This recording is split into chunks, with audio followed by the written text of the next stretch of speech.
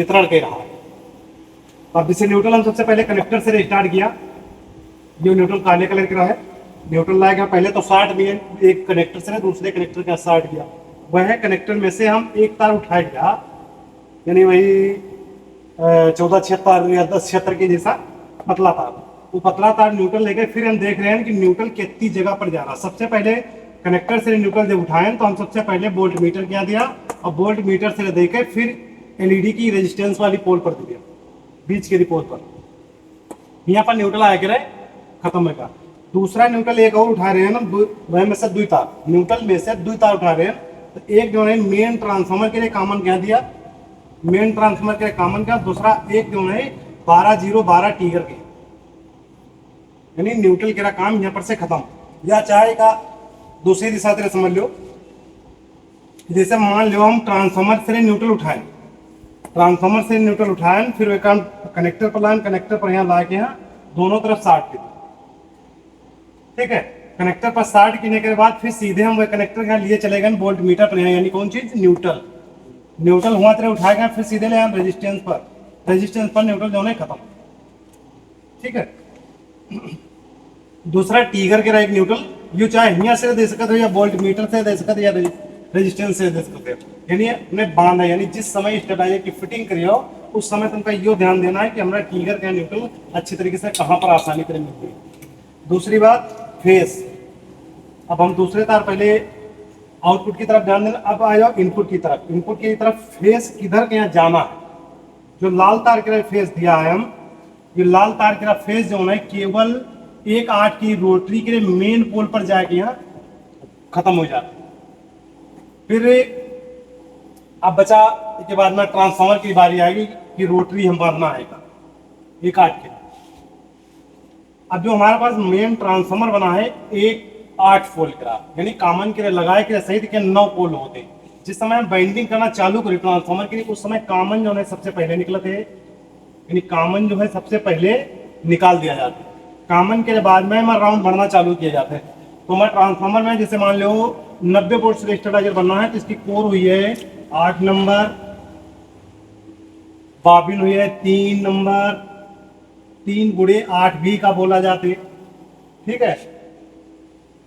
और तार के गेज नंबर हुई का 13 नंबर,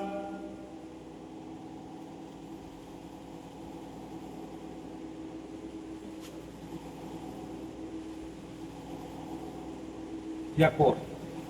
यदि एमआईओ पूछा जाए कि ट्रांसफार्मर में राउंड कितने पढ़ना है, तो सबसे पहले हमको जो देना है प्राइमरी में राउंड कितने पढ़ना है। प्राइमरी में जो राउंड पड़े हैं तो 183,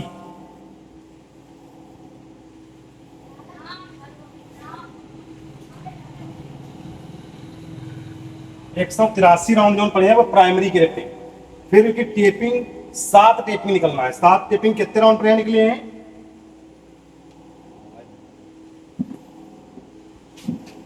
टेपिंग जो निकलना हुई है वह जो है 32 राउंड बाद निकले हैं।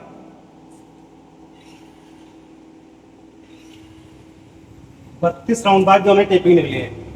32 राउंड के बाद कितनी टेपिंग निकलना है, 7 टेपिंग।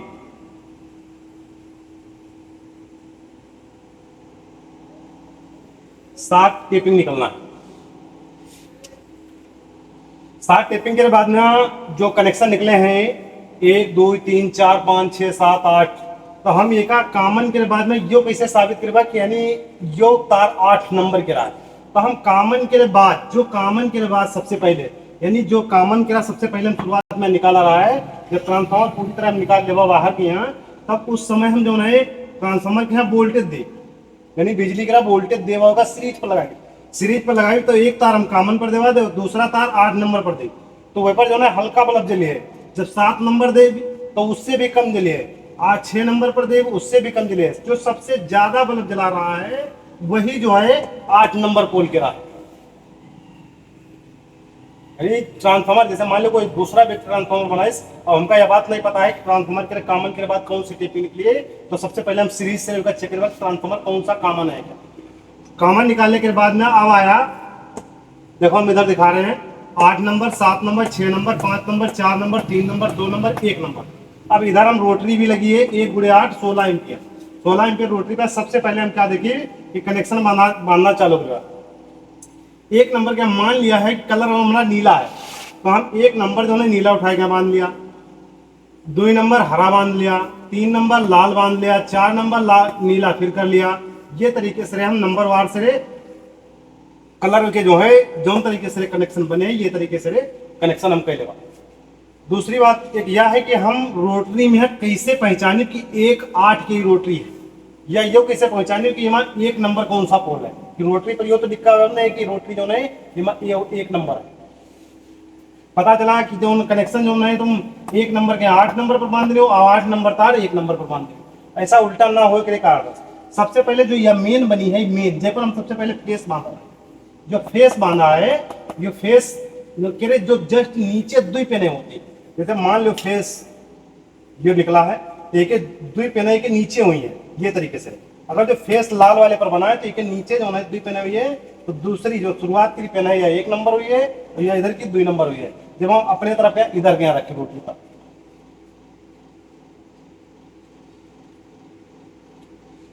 अच्छा ये तरीके से हम आउट रोटरी के लिए कनेक्शन कर लें। अब हमको जरूरत है कि अभी आउटपुट तो स्टेबलाइजर के बाहर निकाली नहीं, अब स्टेबलाइजर की आउटपुट भी बाहर निकालना है।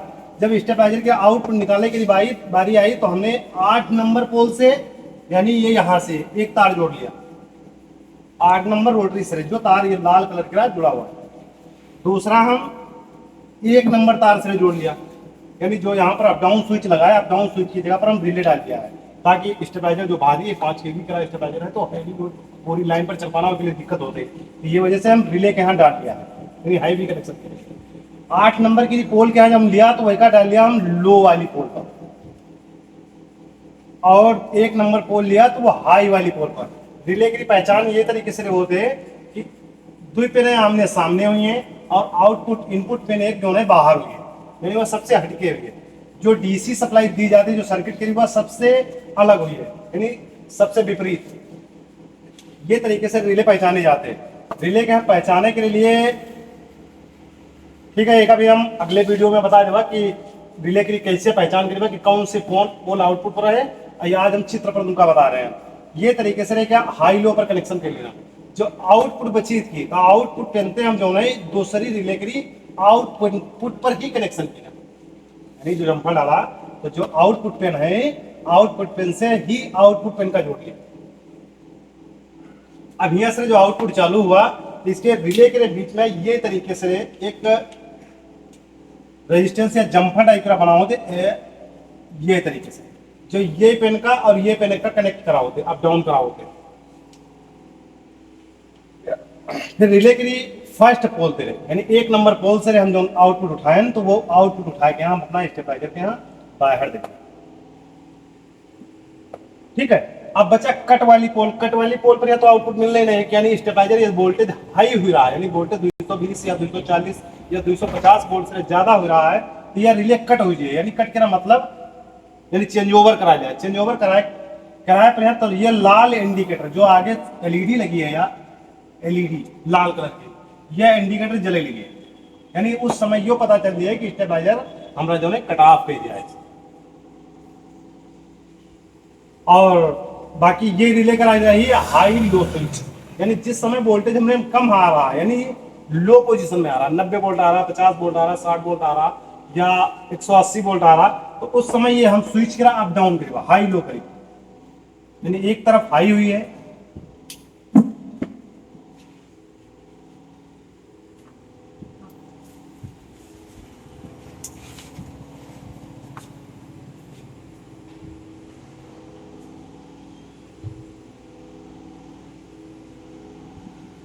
अप और डाउन, यानी एक तरफ क्या वोल्टेज बढ़ी है और एक तरफ क्या वोल्टेज घटी है।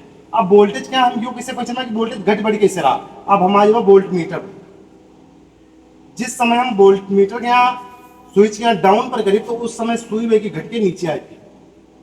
ये वजह से तुमका वोल्टेज जितना रखना है तो ये रेगुलेटर के यहाँ घटाना पड़ाना पड़ेगा। 1 नंबर 8 नंबर 4 नंबर जहाँ पर वोल्टेज तुमका 220 मिल जाते वह हुआ अपने रेगुलेटर रोक दिया अपना वोल्टेज पूरी तरह चालू। अब बच्ची लास्ट में रिले, रिले और पीसीबी करा यानी कटाव कैसे करे रिले तो यहाँ पर मान लो आउटपुट निकाल लेने आउटपुट निकालने के बाद में यहाँ सब कुछ कर लेने कि अब रिले व 250 वोल्ट से अधिक ना जाए सके। अब यहाँ पर पीसीबी की जरूरत है। अब हम डीसी के जो यानी 012 यानी 24 वोल्ट जो 24 वोल्ट हमका रिले के यहाँ देना है वह हम पीसीबी पर ले आ रहे हैं। जो रिले के लिए इनपुट सप्लाई यानी जो रिले का कटाव करे उस पर डीसी सप्लाई है। ये वजह से डीसी सप्लाई जो है डीसी की तरफ कनेक्शन किया है।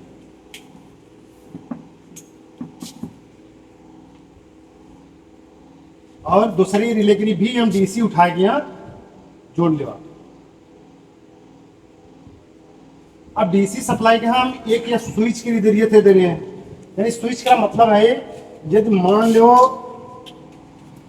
जैसे स्विच अब ये स्विच के यहाँ हमका हाई पर ले जाना है तो ये स्विच के हम जो है बंद कर देवा यानी ऑफ कर देवा उल्टा। तो आप कह दे तो रिले कहाँ पर रह दिए या यहाँ पर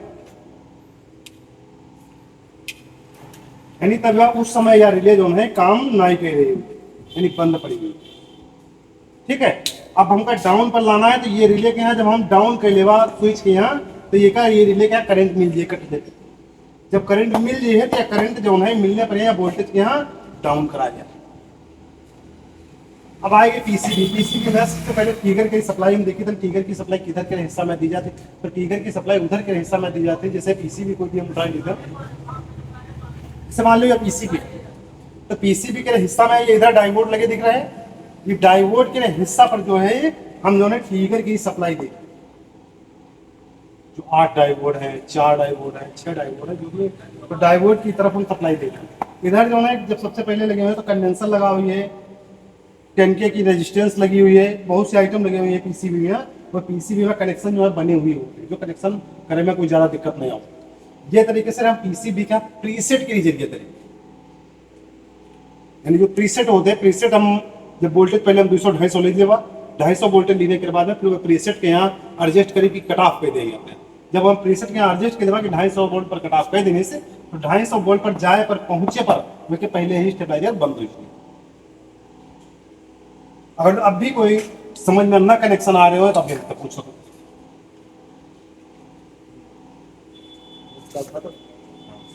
होता नहीं होता है।